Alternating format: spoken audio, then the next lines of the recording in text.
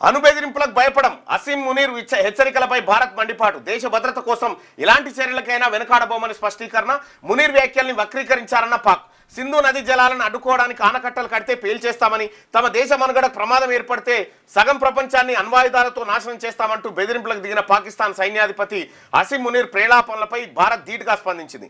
అణుబెదిరింపులకు భయపడం దేశ భద్రత కోసం ఎలాంటి చర్యలు తీసుకోవడానికైనా మేము వెనకాడబోమని భారత విదేశీ వ్యవహారాల శాఖ స్పష్టం చేసింది. అసీం మునీర్ ఆదివారం అమెరికాలోని ఫ్లోరిడాలో ప్రవాస పాకిస్తానీలతో మాట్లాడుతూ మరోసారి భారత్పై వ్యతిరేకత వెలగెక్కారు. కాశ్మీర్ మాకు ప్రాణంతో సమానం, అది భారత్లో అంతర్భాగం కాదు, కాశ్మీర్ అసంపూర్ణ అంతర్జాతీయ ఎజెండా అని చెప్పి ఆయన పేర్కొన్నారట. అణుబాంబులు వాన్ దగ్గరనే ఉన్నట్టుగా అణుబాంబులు యువతల ఎవరి దగ్గర లేనట్టుగా వాడు పోయి పాకిస్తాను ఏది రక్షణ చీఫ్ పోయి అమెరికాలో కూర్చొని భారత్ని హెచ్చరిస్తూ ఉంటాడు. అది ఇక మన అమెరికా భారత్ బంధం ఎట్లుందో చూడ్రి. నరేంద్ర మోడీ గారు దీనికి సమాధానం చెప్పాలి. మీరు ఇన్ని రోజులు నడిపినటువంటి దౌత్యం ఏమైపోయింది?